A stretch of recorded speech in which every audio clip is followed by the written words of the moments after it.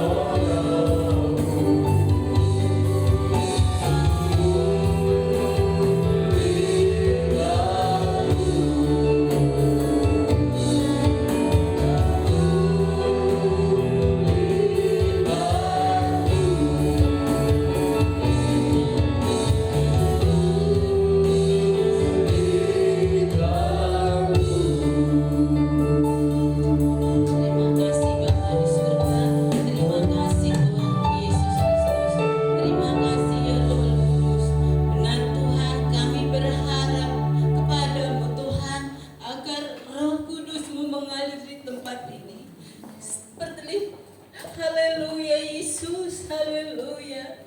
Benar Tuhan, kami bersyukur berterima kasih hanya kepadamu Tuhan. Karena kasih-Mu, karena kemurahan-Mu kami ada sampai saat ini Tuhan. Kami tidak bisa balas apa yang telah Kau berikan kepada kami Tuhan. Hanya ucapan syukur, syukur dan syukur kepadamu. Terima kasih Tuhan, urapi setiap hati kami hadir di tempat ini Tuhan. Haleluya Tuhan, urapi anak-anak-Mu yang hadir di tempat ini. Terlebih-lebih hamba-Mu yang sebentar mau membentangkan kebenaran dari firman-Mu Tuhan. Berfirmanlah lewat hamba-Mu Tuhan. Pakai lebih hari, lebih heran untuk kemuliaan nama-Mu. Haleluya Yesus, berkati anak-Mu juga yang sudah membawa kami ke alam pujian. Pakai juga lebih hari, lebih heran untuk kemuliaan nama-Mu. Segala hormat hanya kami naikkan. Terima kasih Tuhan Yesus, terima kasih. Haleluya, kami mau duduk tenang mendengarkan firman-Mu. Di dalam nama Tuhan kami Yesus Kristus, kami sudah berdoa dan mengucap syukur. Haleluya, amin.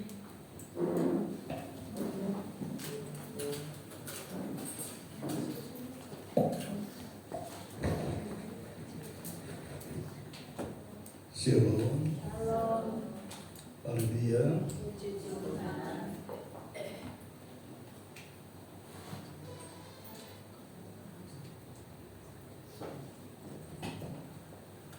Puji nama Tuhan, bersyukur kepada Tuhan di mana hari ini kita beribadah di tengah minggu.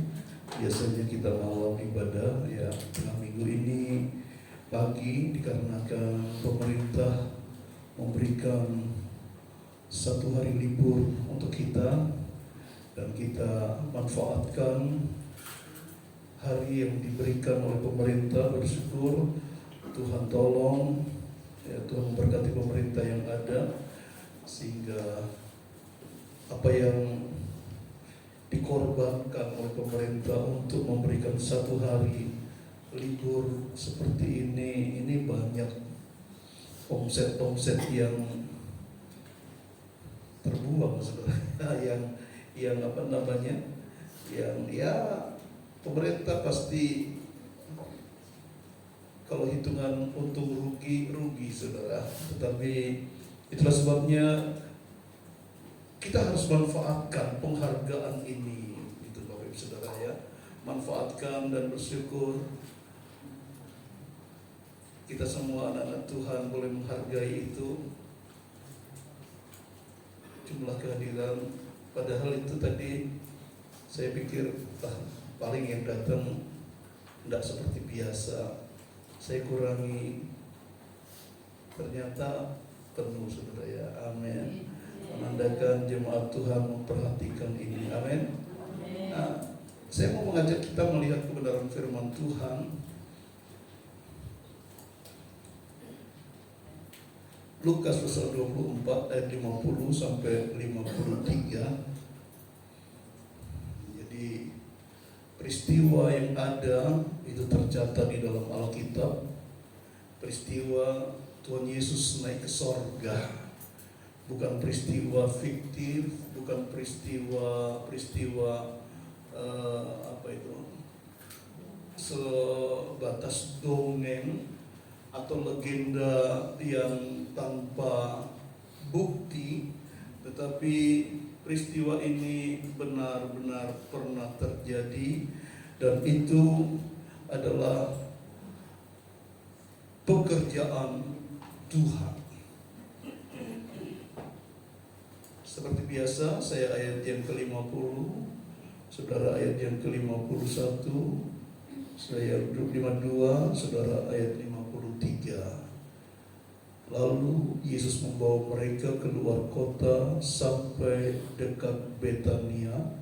Di situ ia mengangkat tangannya dan memberkati mereka.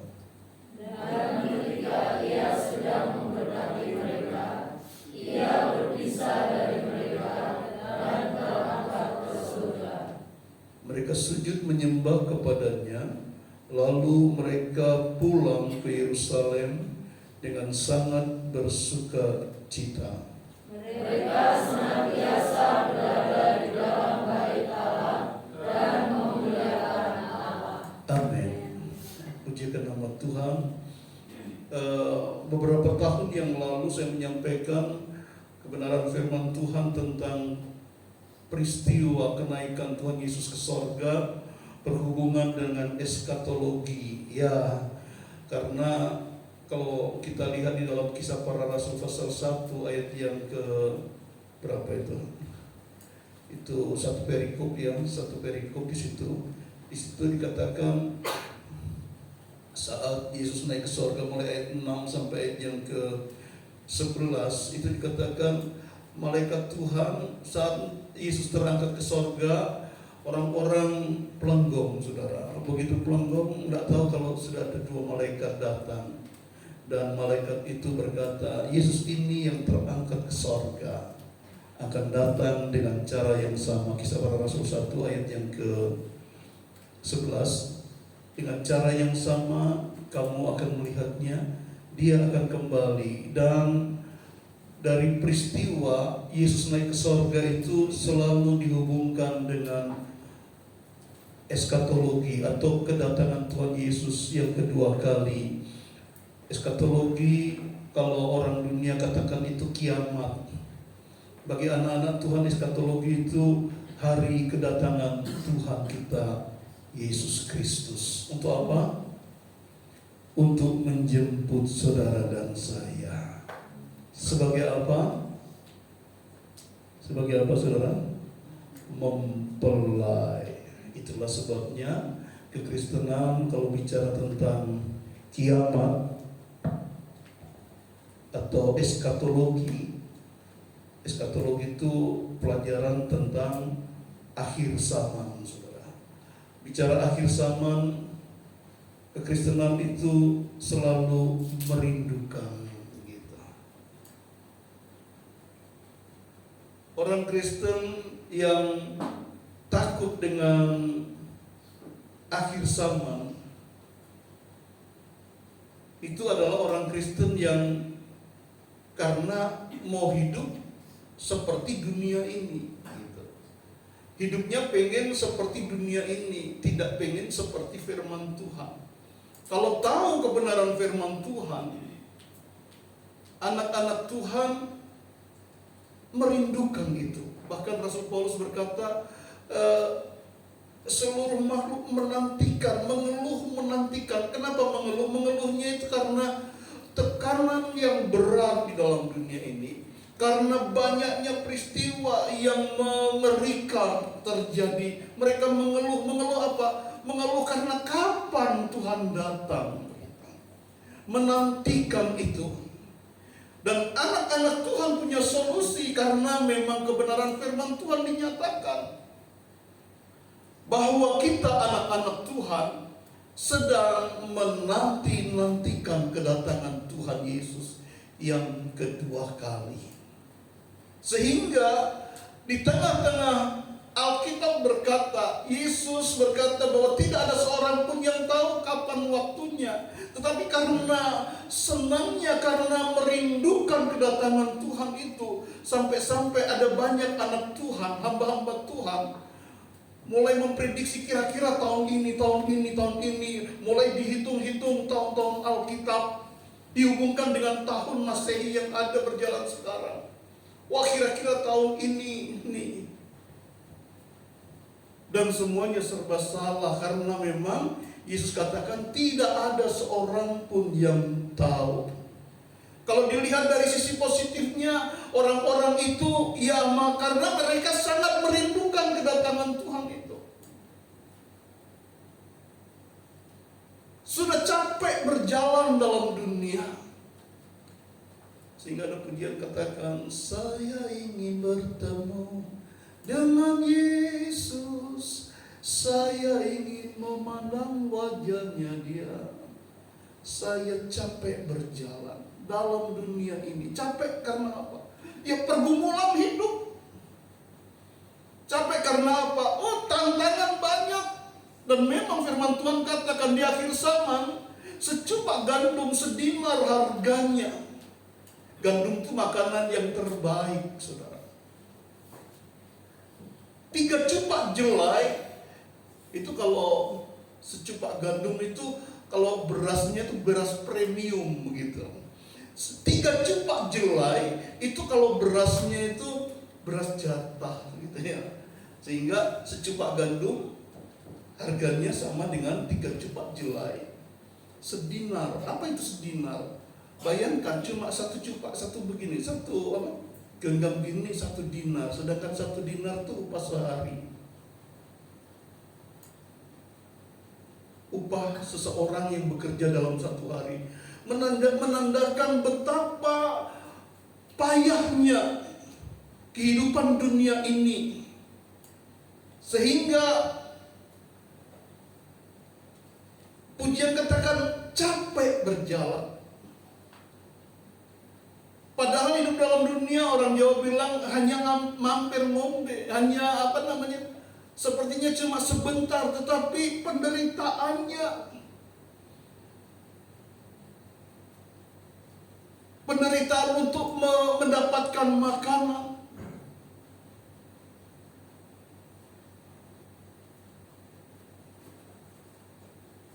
Dan anak-anak Tuhan merindukan kedatangan Tuhan itu.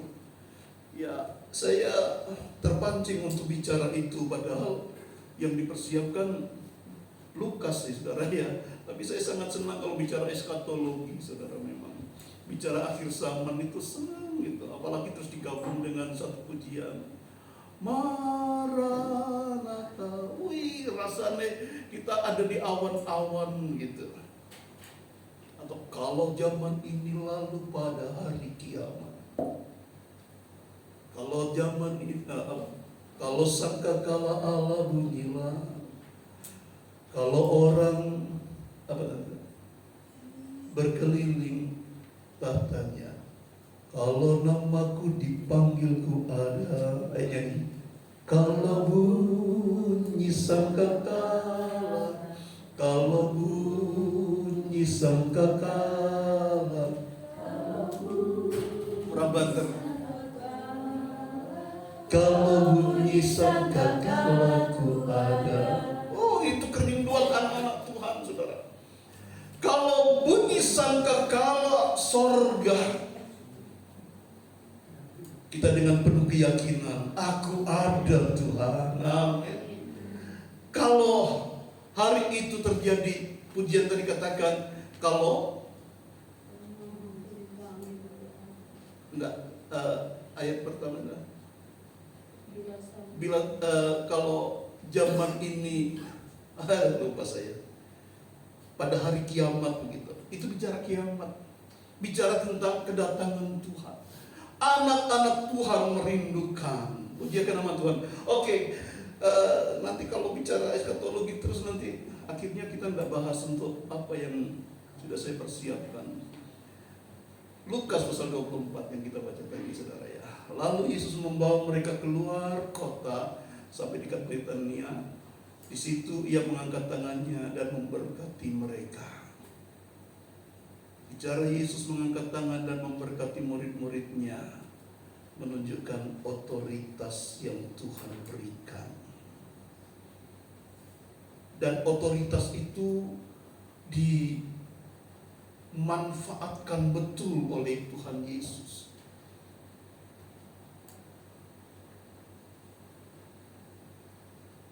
Yesus memberkati murid-muridnya sebagai tanda otoritas, kasih, dan perlindungannya. Sebenarnya di ayat yang lain, di persiapan yang nanti, tapi perlu saya sampaikan. Otoritas yang gimana sih Om? Ya, perhatikan di dalam Matius pasal 28. Matius pasal 28 ayat yang ke-18. Saya nggak usah saya baca di Alkitab saya. Ya, di situ dikatakan Yesus berkata, Yesus mendekati mereka dan berkata, apa saudara? Kepadaku, kepada siapa? Kepada Yesus telah diberikan segala kuasa Di mana surga? Di mana saudara? Di Indonesia? Oh, terlalu kecil Indonesia, saudara.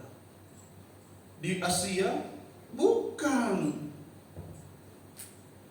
Di seluruh dunia? Enggak juga, saudara. Kepadaku, Yesus berkata, telah diberikan segala kuasa di sorga dan di bumi. Otoritas yang maha tinggi. Yesus diberikan kuasa bukan saja di dalam dunia, tapi juga di sorga. Ayat 19.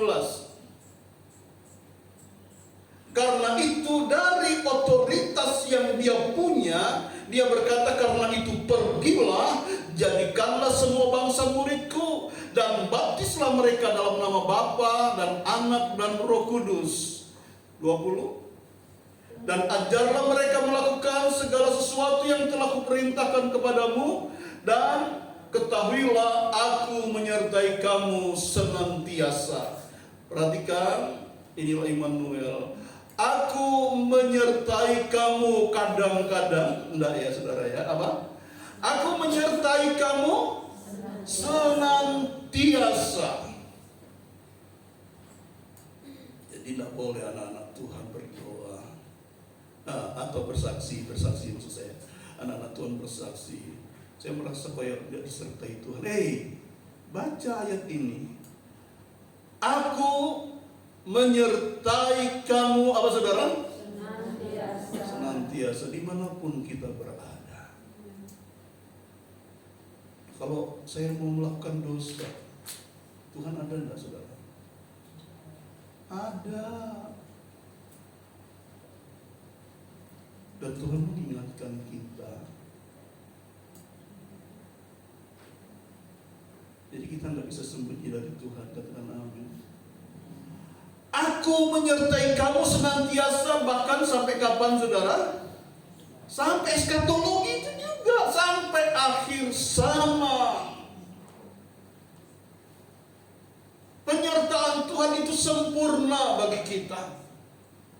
Dia punya otoritas, dan otoritas itu diberikan untuk memberkati anak-anaknya. Otoritas Tuhan Yesus bukan cuma untuk Indonesia. Otoritas Tuhan bukan hanya khusus untuk orang Israel saja, untuk orang Amerika saja, seluruh dunia. Bahkan otoritas sorga bumi sorga. Kita menghindar dari Tuhan di bumi ini, kita masuk ke sorga, lo ketemu lagi sama Tuhan. Ternyata Yesus yang punya kuasa di sorga, saudara. Itulah sebabnya pemazmur berkata, dapatkah aku berlari dari kasih Tuhan? Saya lupa ayatnya, tapi tidak mungkin bisa carikan itu. Kemanakah aku dapat sembunyi daripadamu? Ke dunia orang mati pun engkau ada di sana. Di gunung engkau ada. Coba carikan itu, ayat itu bagus sekali saudara. Cuma terlintas saja. Itu sudah lama itu saya bilang. Di gunung, di lembah engkau ada. Bahkan sampai di dunia orang mati Tuhan ada menyertai kita.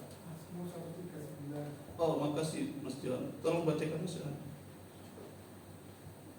Kemana aku dapat pergi menjauhi roh? Sebentar Mas Johan. Tolong Mas Didik ya. Mas Didik. Ya Mas Didik gitu ya. Pak Om. Ayah saya biasa dipanggil Pak Om di dulu. Mazmur 139 ayat 7 sampai 10 ya. Tolong Mas Dian.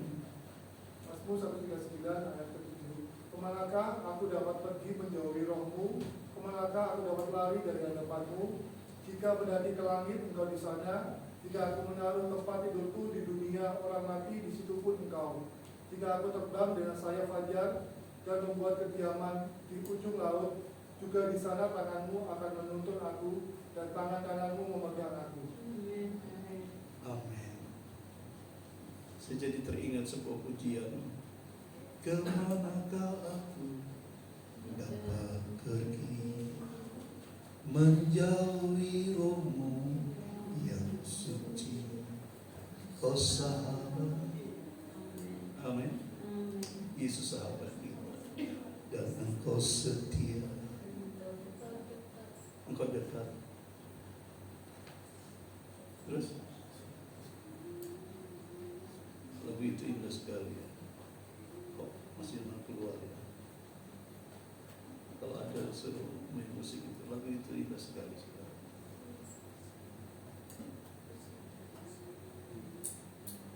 Kemanakah aku dapat pergi menjauhi rohmu? Dan kalau di situ dihubungkan dengan keberhargaan kita.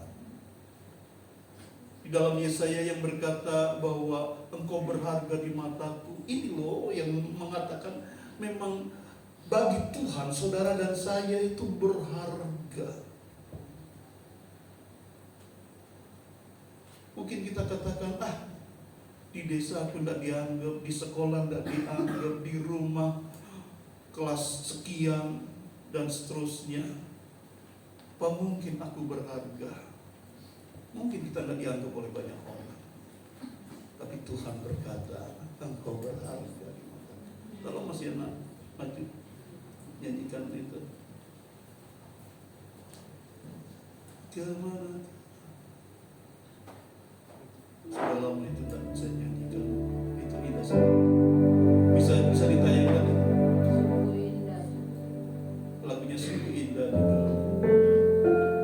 Kemanakah aku dapat pergi menjauhi rohmu yang suci, kau sahabat dan engkau dekat, dan kau dekat, bahkan seluruh pengabdianku, bahkan seluruh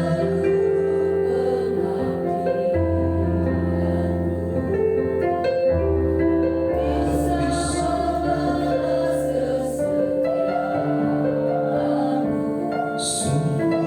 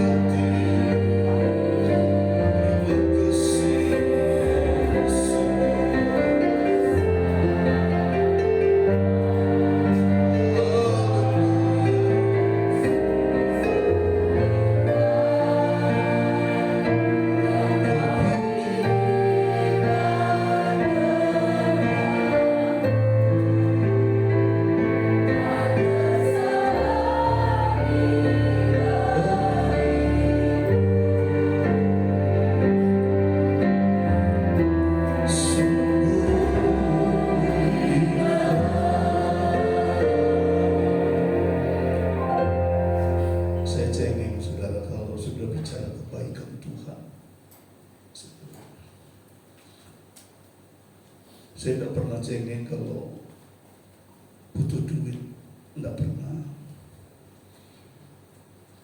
Karena penderitaan, karena sakit, terus nangis, Tuhan sembuhkan aku.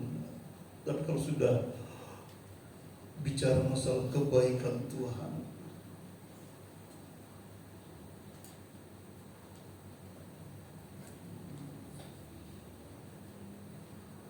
tidak bisa saya tahan air mata. Bagaimana penyertaan Tuhan,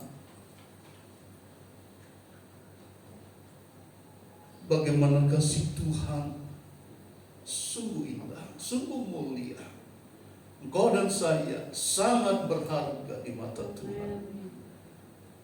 Dia punya otoritas tertinggi, tapi dia juga mau bekerja sesepele mungkin dalam hidup kita. Tidak terlindung dari Tuhan. Tuhan tahu. Oke, yang berikutnya saudara. Nanti jadinya lama saudara. Mentang-mentang ada sekolah minggu ya. 2 jam tidak apa-apa ya saudara ya. Yesus memberkati murid-muridnya sebagai tanda otoritas ya. Ya, dikatakan ayat 20. Oh ya, itu tadi Matius 28 sudah. Iya.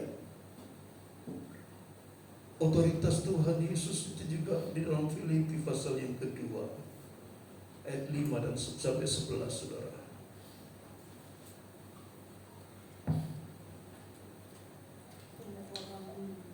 Hendaklah kamu dalam hidupmu bersama, itu mungkin terlalu panjang ya.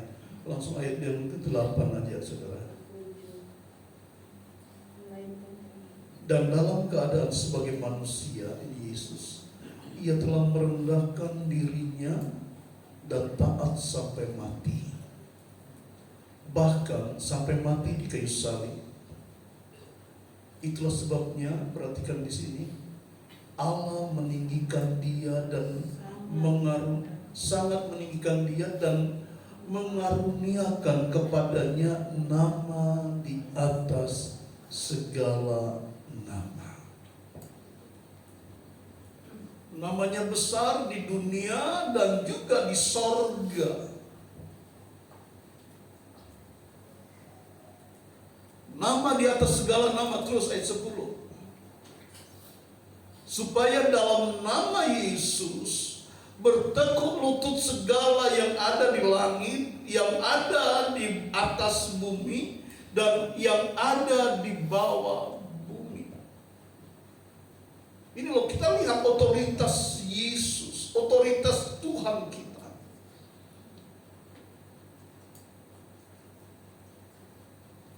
Dan dari otoritas yang dia punya, dia berkati murid-muridnya. Dia berkati saudara dan saya. Dikatakan lalu Yesus membawa mereka keluar kota sampai dekat Betania. Di situ ia berangkat, dia mengangkat tangannya dan memberkati mereka. Dalam Kisah Para Rasul disebutkan kurang lebih 500 pasang mata menyaksikan kejadian peristiwa yang ada.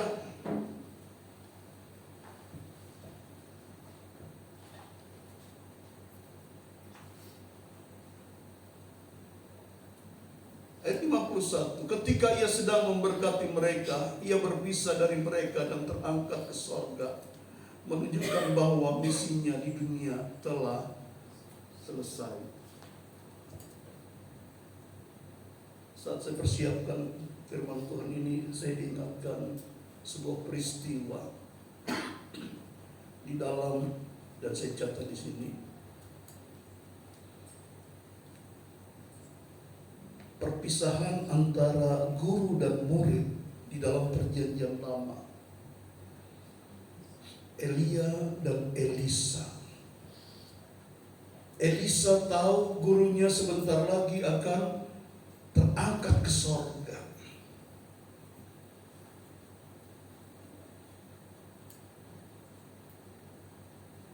Nabi-nabi yang juga adalah murid-murid Elia itu juga tahu bahwa Elia sebentar lagi akan diangkat ke sorga.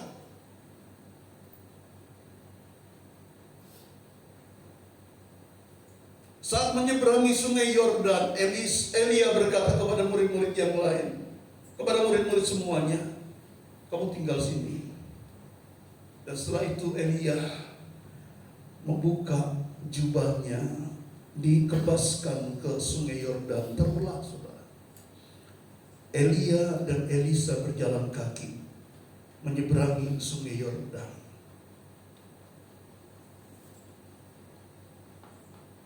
Dan begitu sampai di seberang,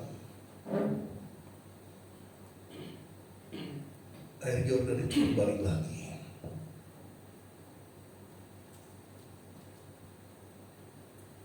Tinggal Elia dan Elisa muridnya.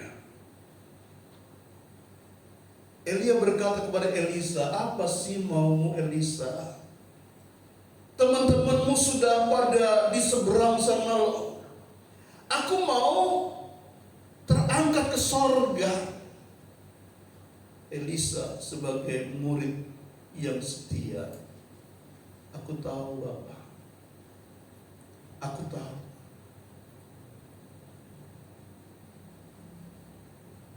Lantas Elia bertanya, sebenarnya maumu apa sih? Elisa tahu bahwa Elia gurunya dipakai oleh Tuhan luar biasa.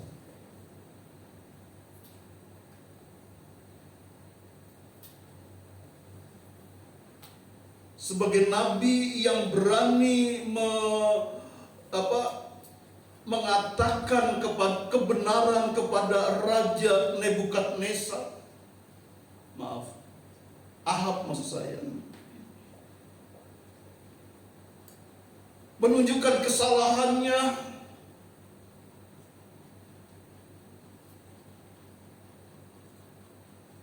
dan Elisa merasa itu adalah sebuah kuasa yang dahsyat, yang luar biasa, dan aku harus memiliki itu. Dan Elisa berkata, bukan cuma satu yang ada padamu guru, tapi aku minta 2 bagian, artinya 2 kali lipat dari apa yang ada pada Elia. Elia berkata, oh permintaanmu sulit anakku, muridku.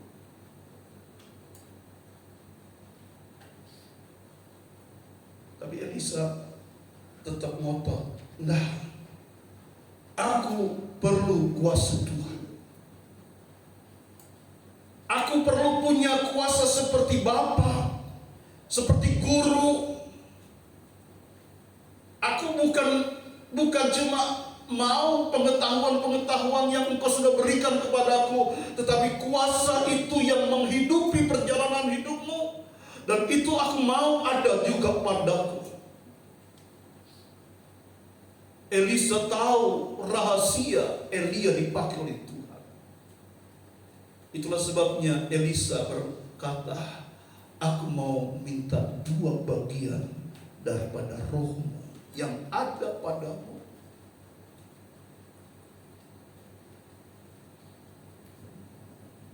Elia berkata, permintaanmu sulit, tetapi engkau akan mendapatkannya jikalau saat aku terangkat ke sorga, engkau bisa melihat aku.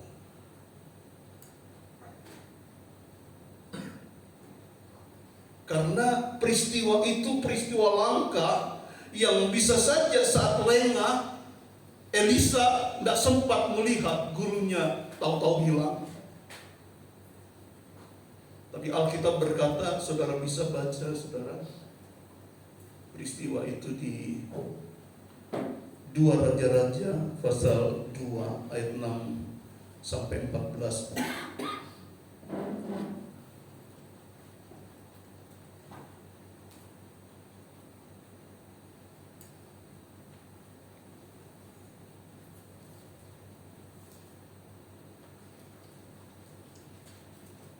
2 Raja-Raja pasal 2 ayat 6 sampai 14, tapi langsung saja saya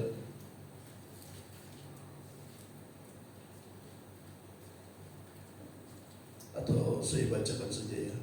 Berkatalah Elia kepadanya dari ayat 6, "Baiklah, tinggal di sini sebab Tuhan menyuruh aku ke sungai Yordan." Jawabnya, "Demi Tuhan yang hidup dan demi hidupmu sendiri, sesungguhnya aku tidak akan meninggalkan engkau." Lalu berjalanlah keduanya. 50 orang dari rombongan Nabi itu ikut berjalan, tetapi mereka berdiri memandang dari jauh ketika keduanya berdiri di tepi sungai Yordan. Lalu Elia mengambil jubahnya, digulungnya, dipukulkannya ke atas air itu, maka terbagilah air itu ke sebelah sini dan ke sebelah sana, sehingga menyeberanglah keduanya dengan berjalan di tanah yang kering.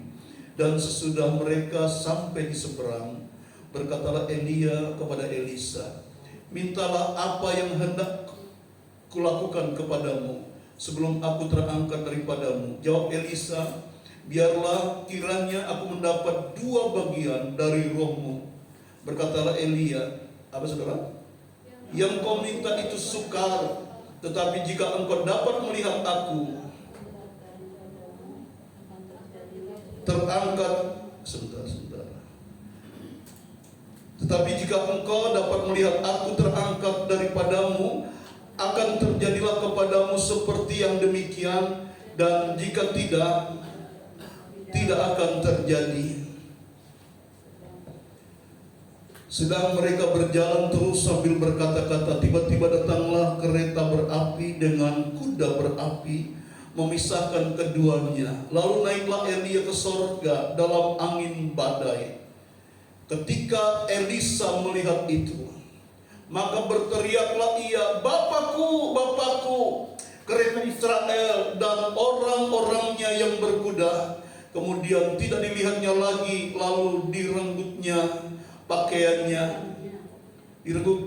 pakaiannya dan dikoyakkannya menjadi 2 koyakan.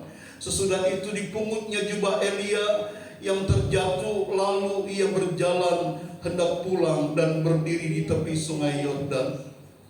Ia mengambil jubah Elia yang telah terjatuh itu, dipukulkannya ke atas air itu sambil berseru, "Di manakah Tuhan Allah Elia?"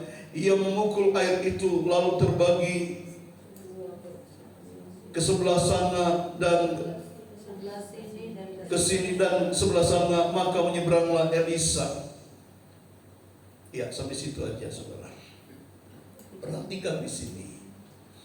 Elisa akhirnya bisa melakukan apa yang dilakukan oleh gurunya. Bahkan kalau boleh saya katakan, apa yang dikerjakan oleh Elisa, sebagaimana dia minta 2 bagian, 2 kali lipat kuasa itu, Elisa mendapatkan itu. Pernah saya sampaikan, sehingga sekali peristiwa terjadi, Elisa sudah meninggal, tinggal tulang-tulang saja. Tahu-tahu tentara Aram menyerang Israel. Ada rombongan musuh, dan di sini juga ada rombongan orang yang mau menguburkan orang mati. Begitu melihat ada rombongan musuh yang mau menyerang, orang mati ini dilemparkan begitu saja. Dan apa yang terjadi? Begitu orang mati ini kena tulang Elisa, bangkit saudara. Elisa sudah mati, tetapi tulangnya bisa membangkitkan orang.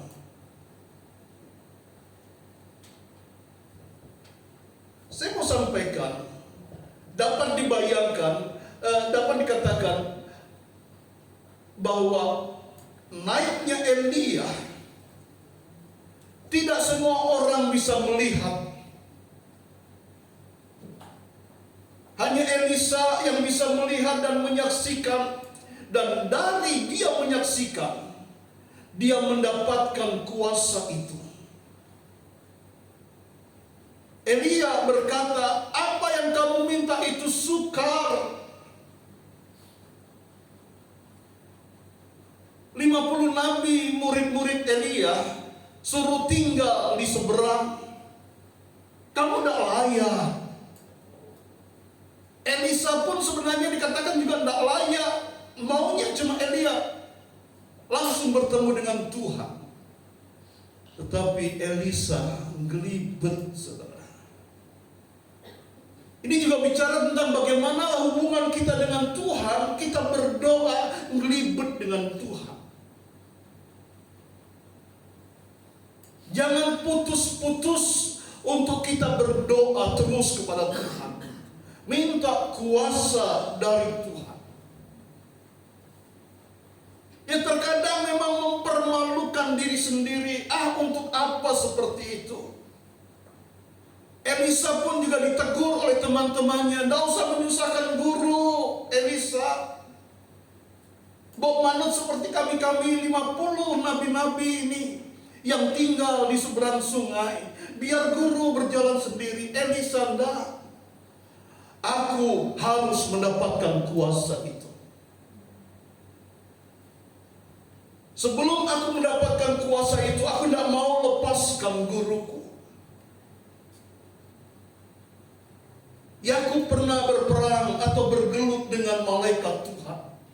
Dari malam sampai pagi, menjelang pagi. Sampai akhirnya malaikat Tuhan kewalahan. Akhirnya mau meninggalkan Yakub.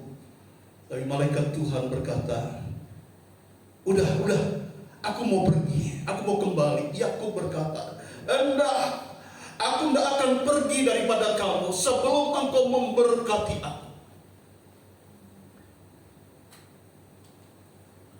Sehingga dari Yakub diganti namanya menjadi Israel.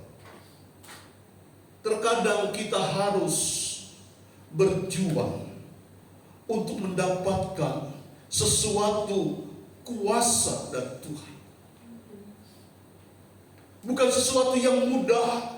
Ada perjuangan yang harus kita bayar. Ada harga yang harus kita bayar untuk kita mendapatkan kuasa itu. Tapi saya mau sampaikan, saudara, di dalam perjanjian lama, Yakub harus berjuang. Di dalam perjanjian lama, Elisa harus berjuang untuk mendapatkan berkat itu. Di dalam perjanjian baru, Yesus menyuruh kumpul, ayo anak-anakku, 500 pasang mata. Lihat aku. Aku saat ini terangkat ke sorga. Saksikan. Itu adalah anugerah, saudara. Sesuatu yang mahal di dalam perjanjian lama. Harus dibutuhkan dengan perjuangan yang berat. Saat Yesus terangkat ke sorga, Yesus tidak berkata kepada murid-muridnya, permintaanmu itu sulit. Murid-murid malah mungkin tidak minta apa-apa. Tapi Yesus tahu kebutuhan mereka. Mereka butuh Roh Kudus. Murid-murid Yesus butuh Roh Kudus. Saudara dan saya perlu Roh Kudus. Katakan amin, saudara. Aku perlu Roh Kudus. Aku perlu kuasa itu.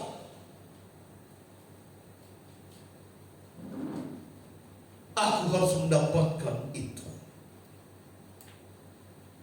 Elisa berusaha harus dipisahkan dengan yang lain untuk melihat Elia. 500 pasang mata. Yesus berkata, kumpul ya dekat Betania sana. Kumpul, ayo di sana. Sambil Yesus terangkat ke sorga, tangannya dikedangkan untuk memberkati semua. Saya dapat membayangkan tangan Tuhan juga untuk saudara dan saya.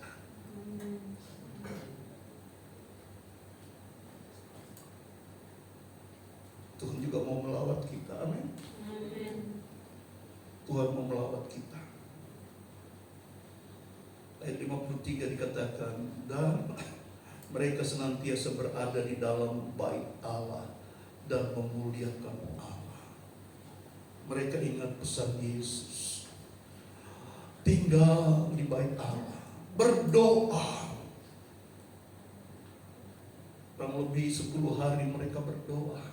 Dari 500 saat Pentakosta tinggal 120 orang, saudara. Memang berdoa itu tidak gampang, saudara. Bertekun itu tidak gampang. Perlu perjuangan. Dari 500 jadi 120, berarti berapa itu, saudara? 1/4 cuma saudara yang bertahan. Bagaimana dengan kita? Mau bertahan? Mau dapatkan kuasa itu? Ayo kita bergumul.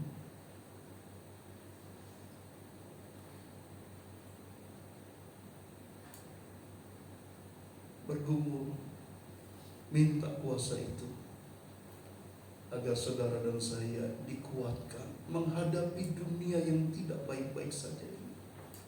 Kita kuat, kita mampu karena Dia yang memampukan kita.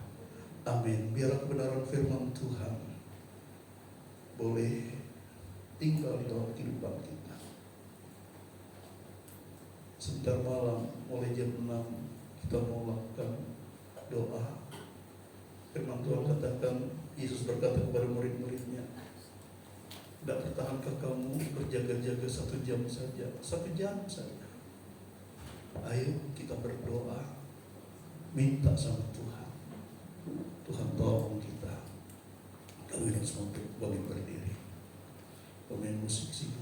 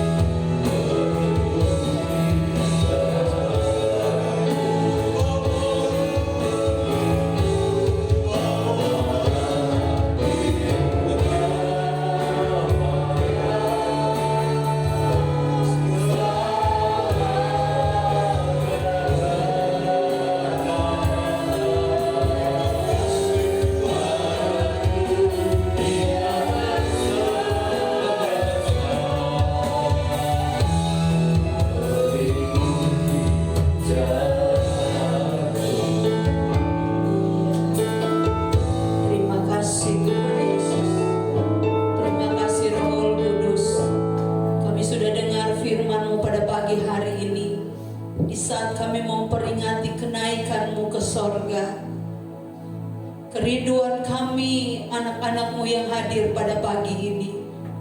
Kiranya kuasa Roh Kudus-Mu dicurahkan atas setiap pribadi lepas pribadi kami. Kami rindu Tuhan, karena kami akui kami tidak mampu menghadapi dunia air sana. Kami perlu Roh Kudus yang membawa kami kepada kebenaran-kebenaran-Mu, yang menuntun kami di jalan-Mu, yang memberikan kami kemampuan dan kekuatan untuk kami mampu selama kami ada dalam dunia ini. Tuhan, Engkaulah satu-satunya penolong dalam hidup kami. Kami rindu Tuhan, bukan hanya kami memperingati kenaikan-Mu ke sorga, tetapi janji pencurahan kuasa Roh Kudus itu terjadi atas kami di tempat ini. Terjadi ada atas anak-anak, remaja, pemuda, orang-orang tua. Perlengkapi kami Roh Kudus dengan kuasa-Mu. Firman Tuhan yang sudah kami dengar pagi ini boleh termeterai di dalam hidup kami. Berkat-Mu dicurahkan atas hidup kami pribadi lepas pribadi. Dan berkat itu kami akan nikmati, dan juga kami akan bagikan kepada orang-orang yang kami kasihi. Terima kasih hamba-Mu sudah selesai sampaikan firman. Kuasa firman itu bekerja terus dalam hidup kami. Terima kasih Bapa.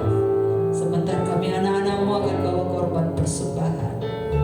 Kuduskan persembahan kami, kuduskan hati kami juga, pikiran kami Tuhan, sehingga persembahan kami berkenan di hadapan. Ini doa kami Bapa di dalam nama Tuhan Yesus. Haleluya. Amin.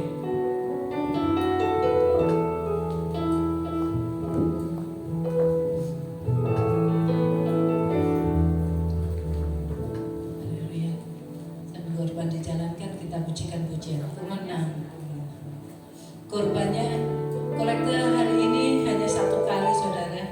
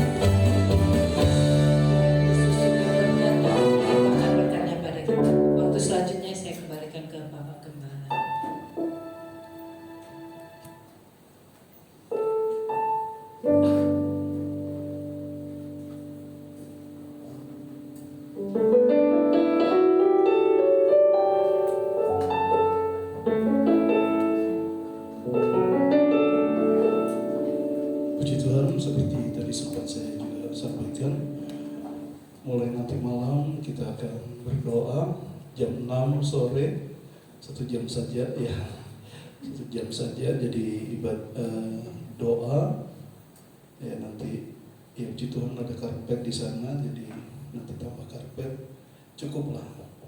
Kita lakukan itu dengan setia, nanti kita rasakan hadirat Tuhan dan kita akan alami kuasa itu. Jadi bukan sekedar kita mendengar, tapi kita bisa mengalami kuasa mujizat itu di dalam kehidupan kita. Kami baru semua berdiri, kita akan akhiri. Tidak ada sekolah minggu ya. Ini hari Kamis, jadi ya Tuhan berkati kita. Hari Minggu ada perjamuan suci. Terima kasih Tuhan.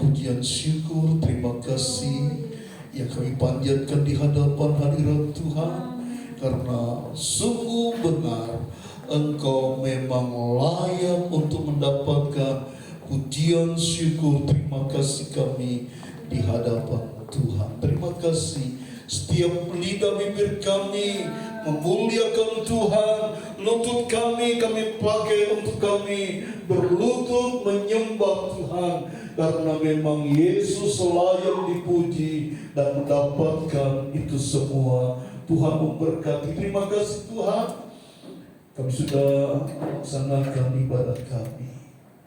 Kami yakin dan percaya setiap kami dilawat oleh Tuhan, setiap kami boleh rasakan kebaikan Tuhan, sehingga dimanapun kami berada, kami selalu mengalami Tuhan di dalam hidup kami. Engkau memberkati kami dengan kebaikan-Mu dan melawat kami di rumah kami, dimanapun kami berada. Lawatan Tuhan terus ada dalam hidup kami, dan kami mengalami Tuhan di dalam setiap hidup kami. Terima kasih Tuhan. Dan sebentar kami akan pulang ke rumah masing-masing. Kiranya berkat-Mu Engkau curahkan dalam hidup kami. Mari saudaraku, kita mengangkat kedua tangan kita dan terimalah segala berkat rahmat dari Allah Bapa, kasih sayang dari Tuhan Yesus Kristus, persekutuan dalam Roh-Nya yang kudus menyertai kita dari saat ini sampai Maranatha. Tuhan Yesus datang untuk yang kedua kali menjemput kita semua. Tuhan dipermuliakan, dibesarkan. Tuhan memberkati engkau dan melindungi engkau. Tuhan menyinari engkau dengan wajah-Nya dan memberi engkau kasih karunia. Tuhan menghadapkan wajah-Nya kepadamu dan memberi engkau damai sejahtera. Kita terima berkat Tuhan, kita bawa pulang, menjadikan berkat ini untuk keluarga, untuk pekerjaan kami, untuk segala aspek hidup kami, dan kami bersyukur karenanya. Kami pulang di dalam nama Tuhan Yesus Kristus. Bagi berkati Tuhan katakan haleluya, amin. Selamat pagi, selamat merayakan kenaikan Tuhan dalam nama Tuhan Yesus Kristus. Haleluya.